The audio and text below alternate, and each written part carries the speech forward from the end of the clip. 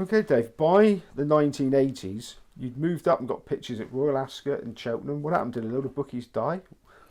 Well, unfortunately, in the business in those days, it was dead man's shoes. The only way you could go up the line, and everyone would put their head down and say, "I'm really sorry to hear about that." And secretly, they're saying, "Oh, I've got to bloody move up." Oh, they're a sad lot, sad lot. Yeah, that's the way it worked, and I think it was only 76, the first appearance at Royal Ascot. Strangely enough, the first race. And Matt Greenwood will remember this if he sees this video. The first three got disqualified. Unbelievable. The first race at Royal Ascot, first race we ever bet on, and Ryan Price I think he had the winner but got disqualified, and we bet each one odds on. We had 3 odds on horses after the race, and the 4th horse got it. So it was a hell of a start. And Royal Ascot in those days was there was no ticket only. I mean, on Go Cup Day, there must have been 80,000 people there. There was no limit. The business was fantastic, you know. And would the business have been fantastic, you know, everywhere? Or was it still difficult, a lot of places? Well, in those days, it would only be for bad pitches. It would only be any good if there was a clashing meeting. To be honest with you. For instance, there may be a Newbury and an Ascot on the same day, which would split the books up, and you'd get a very good move up to a good pitch, and that make a big difference. You know, it's a chalk and cheese business. You know, betting in the back lines as the front lines. You know, they'll go to a bookmakers at 6-4 in the front. You could be 7-4, and they ignore you. That's the way it is. You know, pitches are paramount in the business. And when you started to move up the list, did you start to realise what life was like on the other side? Oh, absolutely. You know, this I thought, God, you know, I can't believe how good this is. But yeah, I mean, those were the days, and pitches were everything. You had to have a good pitch.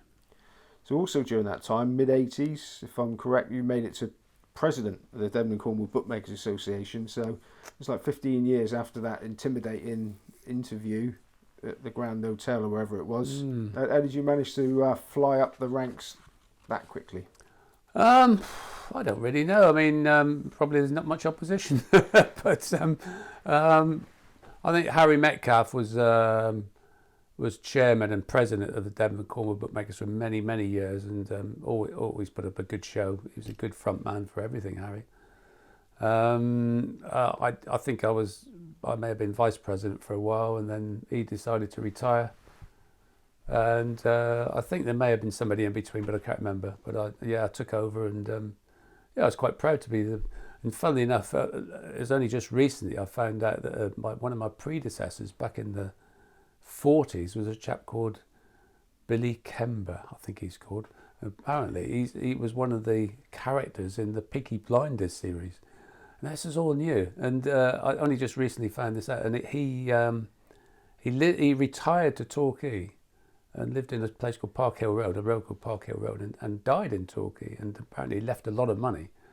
And he was president of Devon and Cornwall Bookmakers. Did he ever share with Devon? I saw, strange enough, I saw on a Twitter thing or something the other day, it said, this is the East Cornwall point-to-point list, 1949, and number 1 pitches were Bevan and Kimber. So I don't know if the Bevan firm would like to admit to that now.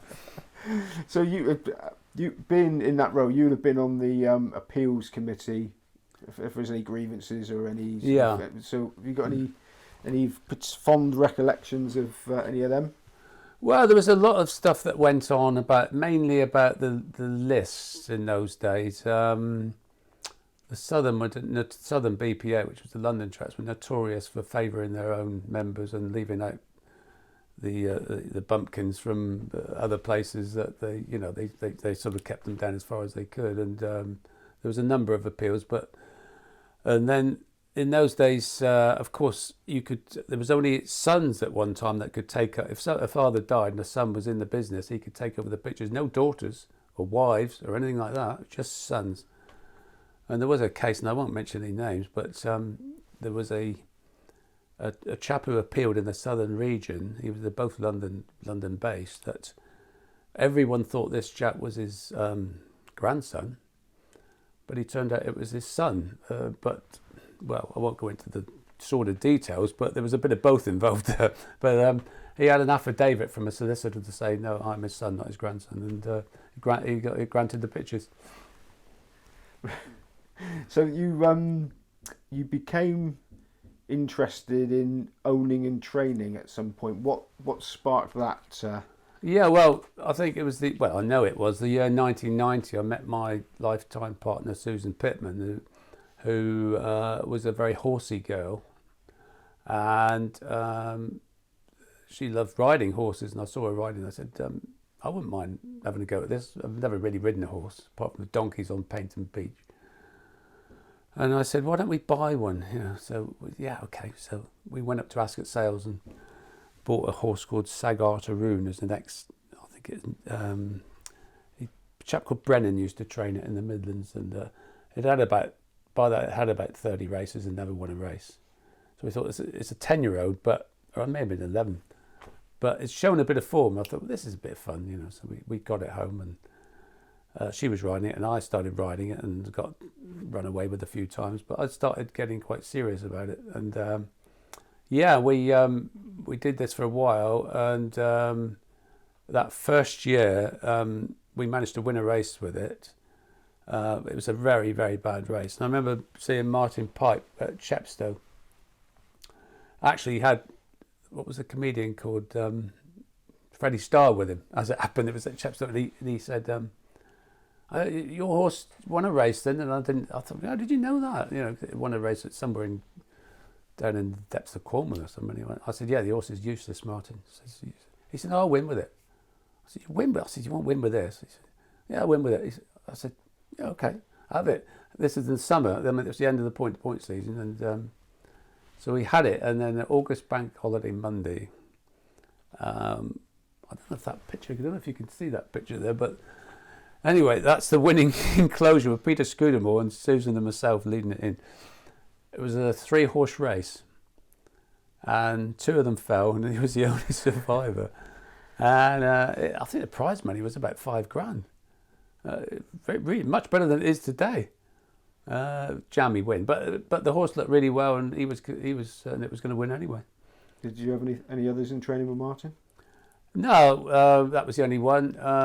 But then we decided to we got more and more serious, and then we decided to rent some stables out near South Brent, which is near Dartmoor, and we bought 2 more horses. One was called, it was an unraced mare called, we called a Sunny. She was by Sunny Boy, and we called her Shammerfill, which was named after our 3 kids, Sharon, Mark, and Philip. And she went on to win some nice races. But the best one we bought was called Holy Foley. He was from Ascot Sales, £1,000. He was previously trained by a lady called Jane Pilkington, who was famous for training Willie Wumpkins, who won 3 times at the Cheltenham Festival. And the horse didn't look very good, had a big scar down his front, and she said, well, yeah, best of luck if you buy him at the auction. She said, he's a nice horse, but I can't do any more with him. So we took him back to the yard, and we shared the yard then with David and Claire Wanacott, who are the parents of Millie, who incidentally is going to go places. She's great value for a £7 claim.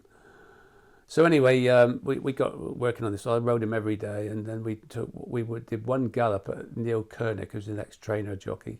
It's gallop over 6 or 7 furlongs, and I think I was probably giving away 2 stone to these other 2 horses of ours, who were not bad. They were all right, ridden by professional jockeys, or at least point-to-point jockeys. And I was riding this Holy Foley, and he spun around at the start, and they went about 10 lengths clear, and then I gradually cruised up, and when I went up to them, I went, he sped right away from them, and I thought, and I come back, and I was grinning all over the place, and I said to Susan, I said, I think we got something here. We got something, and he turned out to be a very good horse. So you mentioned point-to-points.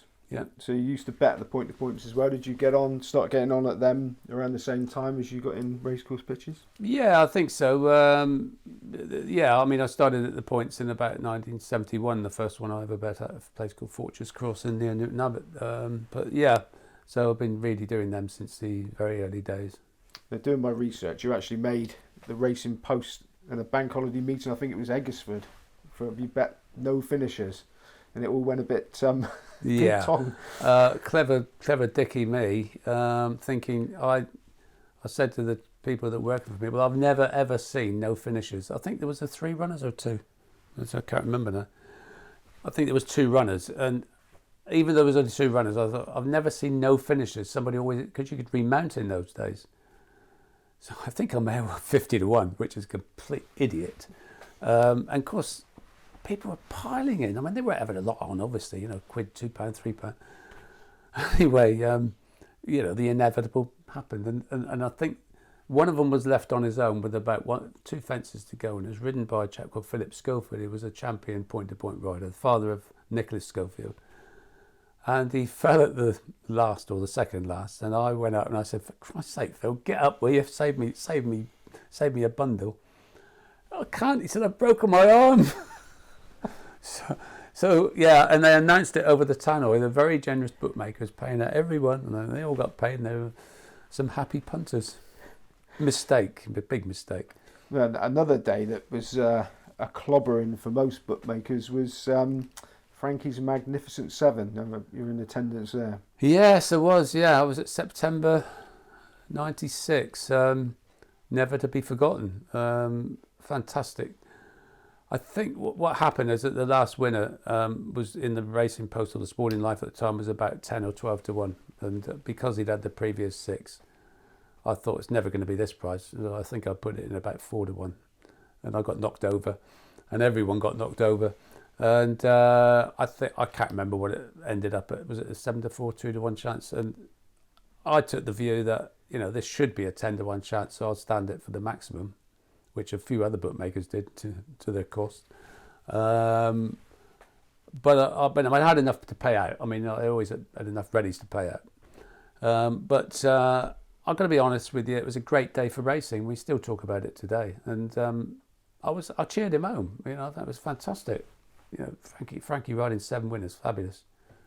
Now, finally, for this bit, there was something in the extended supplementary list, which probably wouldn't mean a lot to punters watching it, but it came into force on the racecourse, which not only finished probably a lot of bookmakers, but also finished your training career. Just explain a bit about the ESL. Yeah, well, the training career, training racehorses, horses go wrong, etc. You need a lot of money. I mean, the bookmaking, I was earning good money in those days, to be fair, and it was subsidising the horse training.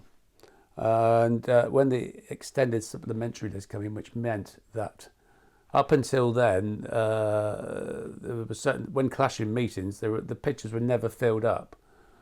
But with the extended supplementary list, there was a lot of pressure from the waiting list saying there's empty pitches there. Why can't we fill them when there's a Fontwell and there's a Newbury and a Ascot on? So after a lot of pressure, and people didn't want to give way, but eventually it all happened. And of course, instead of having 12 bookmakers at a Newton Abbot Boxing Day with Wing Canton on, there was 25 there. Well, it obviously affected the business massively. And it virtually overnight cut the profits by 50%. Yeah.